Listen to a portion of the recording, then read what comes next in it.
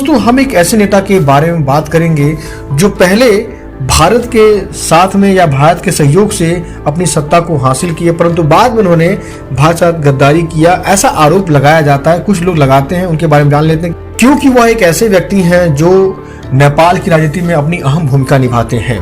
दोस्तों मैं बात कर रहा हूँ पुष्प कमल दहल प्रचंड की, जिसके बारे में अभी हम कुछ देर पहले बात कर चुके हैं। अब थोड़े से उनके बारे में डिटेल में जानेंगे, क्योंकि एग्जाम के पॉइंट ऑफ व्यू से हमें हर एक बिंदु को देख लेना आवश्यक होता है। प्रचंड ने अपने राजनीतिक जीवन की शुरुआत कम्युनिस्ट विचारधारा से प्रभावित होकर की। 1980 के दशक में नेपाल कम्युनिस्ट पार्टी के महासचिव बने। 1996 में उन्होंने नेपाल में माओवादी जनयुद्ध की शुरुआत की, जिसका उद्देश्य राजशाही को उखाड़ फेंकना और एक गणतंत्र की व्यवस्था करना था। इस दौरान भारत के साथ उनके संबंध बहुत अच्छे चल रहे थे। कुछ रिपोर्ट के अनुसार माओवादी जन आंदोलन के दौरान प्रचंड और उनके सहयोगियों ने भारत में आकर शरण ली थी, विशेष रूप से दिल्ली और अन्य शहरों में। वह अपनी गतिविधियां वहीं से संचालित करते थे। हालांकि भारत सरकार ने कभी भी माओवादी को आधिकारिक समर्थन नहीं दिया है, ना ही इस बात को कभी स्वीकार किया है। इसके विपरीत भारत ने नेपाल की तत्कालीन राजशाही सरकार को सैन्य सहायता प्रदान की थी, ताकि माओवादी विद्रोह को दबाया जा सके, क्योंकि अगर पड़ोस में कोई आग लगती है तो एक दिन अपने घर में जरूर लगेगी। इसलिए भारत ने ऐसा किया ताकि जो माओवादी की जो आग है वो नेपाल में शांत हो सके। फिर दोस्तों 2006 में नेपाल में माओवादी आंदोलन के समापन और शांति समझौते के बाद प्रचंड मुख्य धारा की राजनीति में शामिल हुए। इस प्रक्रिया में भारत ने महत्वपूर्ण भूमिका निभाई। भारत ने नेपाल में लोकतंत्र की बहाली और माओवादियों को राजनीतिक प्रक्रिया में शामिल करने के लिए मध्यस्थता का समर्थन किया, और इसी के साथ ही प्रचंड ने इस दौरान भारत के साथ सहयोग को महत्वपूर्ण माना, क्योंकि नेपाल की अर्थव्यवस्था सुरक्षा भारत पर बहुत हद तक निर्भर थी। 2008 में जब प्रचंड पहली बार नेपाल के प्रधानमंत्री बने, तब इन्होंने भारत को धोखा दे दिया, यानी उनको आंख दिखा दिया और कह ले भैया जो करना कर ले, मैं तो अपने मन की करूंगा।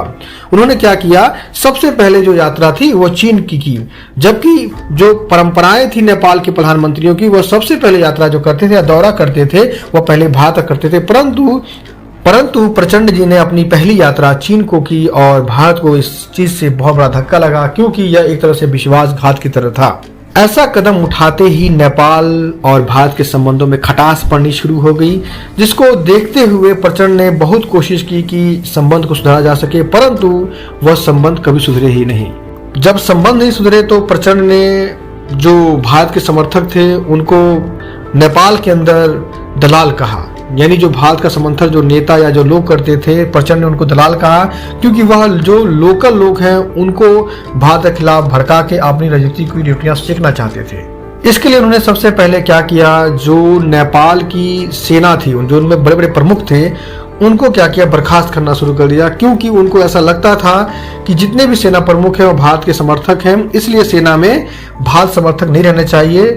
प्रचंड चाहते थे कि सेना प्रमुख वही रहें जो नेपाल की विचारधारा के समर्थक हो, यानी कहने का मतलब कुल मिला के जो प्रचंड जी के विचारधारा के समर्थक हो, ना कि भारत के समर्थक हो। परंतु भारत ने इसको देखते हुए जो वहाँ की मुख्य राजनीतिक पार्टियां थी नेपाल में, जो विरोध विपक्ष में थी या कोई और भी थी, उन सभी को अपने साथ लामबंद किया, और जिसका नतीजा यह हुआ कि प्रचंड जी को प्रधानमंत्री पद से इस्तीफा देना पड़ा, और बाद में जो सेना प्रमुख थे वही वहां पर दोबारा उनको बहाल कर दिया गया।